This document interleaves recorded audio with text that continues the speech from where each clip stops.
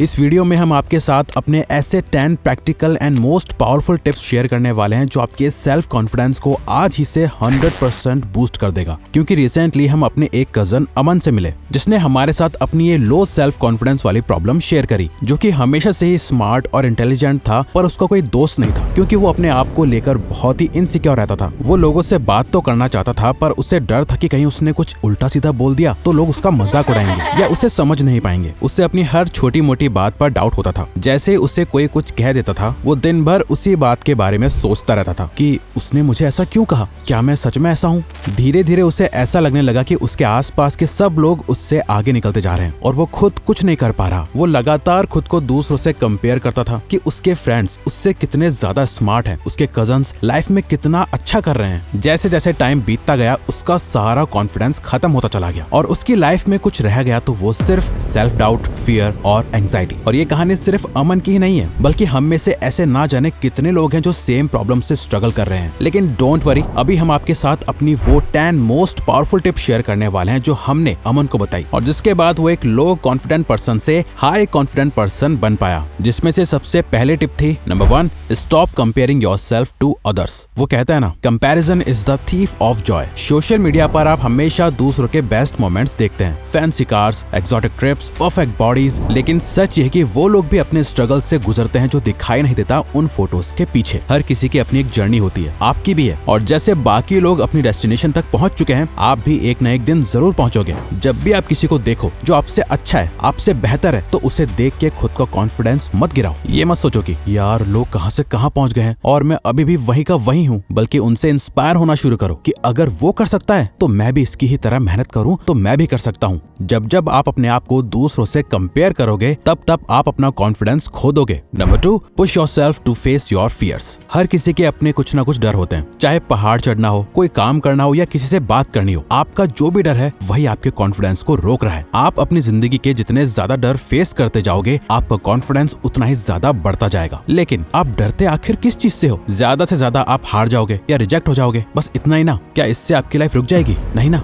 तो फिर डर से डरना क्यों है? ये बात हमेशा याद रखना कि ये आपका डर ही है जो आपको लाइफ में ग्रोथ लाके देता है। जब तक आप अपने डर को फेस नहीं करोगे, रिजेक्शंस लेना नहीं सीखोगे, तब तक आप कभी अपना कॉन्फिडेंस नहीं बढ़ा पाओगे। Confidence comes not from always being right but from not fearing to be wrong. Even exposure therapy कहती है कि जब आप अपने फियर्स को डायरेक्ट फेस कर लेते हो तो आपका ब्रेन धीरे धीरे उस फियर को कम समझने लगता है। ये फियर रिस्पॉन्स को कमजोर करता है जो लॉन्ग टर्म कॉन्फिडेंस को बूस्ट करता है। हर हफ्ते अपने आप को एक छोटा चैलेंज दो। लिखो कि आपको क्या चीजें करने में डर लगता है जिन्हें आप कॉन्फिडेंटली नहीं कर पाते। धीरे धीरे उन चीजों को ट्राई करो। देखना, उन्हें करने के बाद आपको फील होगा कि ये इतना भी मुश्किल नहीं है जितना मैं सोच रहा था। ये स्टेप आपके कॉन्फिडेंस को बिल्ड करने में मदद करेगा। Number 3, stop taking approval. अच्छा, आपने नोटिस करा होगा जब भी कोई नया नया जिम जाने लगता है ना, तो वो हर दिन अपने जिम की स्नैप भेजने लगता है या स्टोरीज लगाने लगता है। क्योंकि जो जिम करता है उससे मसल्स टाइट लगने लगती है, उससे लगने लगता है कि कुछ प्रोग्रेस हो रही है, उसे शीशे में देख के भी कुछ प्रोग्रेस लगती है। लेकिन एक्चुअली में वो उसका एक मिथ होता है। 1-2 हफ्ते के जिम से कहाँ कुछ रिजल्ट आता है, लेकिन लोग दूसरों को ये फोटोज दिखा के असल में उनका अप्रूवल चाह रहे होते हैं कि देखो मैंने भी अब जिम ज्वाइन कर लिया है और मेरी भी बॉडी बनना शुरू हो गई है। और जब उन्हें दूसरों से अप्रूवल नहीं मिलता तो उनका सारा कॉन्फिडेंस धरा का धरा रह जाता है और वो जिम जाना बंद कर देते हैं। ये होता है सोशल रियलिटी इफेक्ट की वजह से। जब आप अपने गोल्स दूसरों को बताते हो तो आपको तारीफ और अप्रूवल मिलता है जो एक फेक सेंस ऑफ सक्सेस देता है। इससे आपका मोटिवेशन कम हो जाता है और काम पूरा नहीं होता। जब आप रिजल्ट नहीं दे पाते आपको लगता है लोग जज करेंगे और ये कॉन्फिडेंस को कम करता है। इसीलिए अपनी प्रोग्रेस और प्लान्स को छुपा के रखो। क्या कर रहे हो, क्यों कर रहे हो, प्राइवेटली बस करते जाओ। कोई काम करते हुए उसका ढिंढोरा मत पीटो क्योंकि उस काम का जब रिजल्ट आएगा तो वो ऑटोमेटिकली सबको पता चल जाएगा। Number 4, positive self talk. आपने नोटिस करा होगा जब आप अपने आप से नेगेटिव बातें करते हो तो आपका कॉन्फिडेंस कम हो जाता है। जैसे कि मैं ये नहीं कर सकता, मुझे कोई नहीं समझता या मैं सबसे बेकार हूँ। ये सब नेगेटिव सेल्फ टॉक आपके माइंड को कमजोर करता है और आपके सेल्फ एस्टीम को गिराता है। रिसर्च कहती है कि पॉजिटिव अफर्मेशन से ब्रेन में न्यूरल पाथवेज स्ट्रॉन्ग होते हैं जो आपकी सेल्फ बिलीफ को बढ़ाते हैं। ये हैबिट आपको मेंटली स्ट्रॉन्ग बनाती है और आपके थॉट्स को पॉजिटिव डायरेक्शन देती है। अब जब भी आप किसी चीज को लेकर स्ट्रेस्ड या एंग्शियस हो और सोच रहे हो कि मैं इसे कहीं खराब ना कर दूं, मैं अगर हार गया तो क्या होगा, इस बात में मेरा मजाक तो नहीं बन जाएगा, इन सबको रिप्लेस करो ऐसी थिंकिंग से कि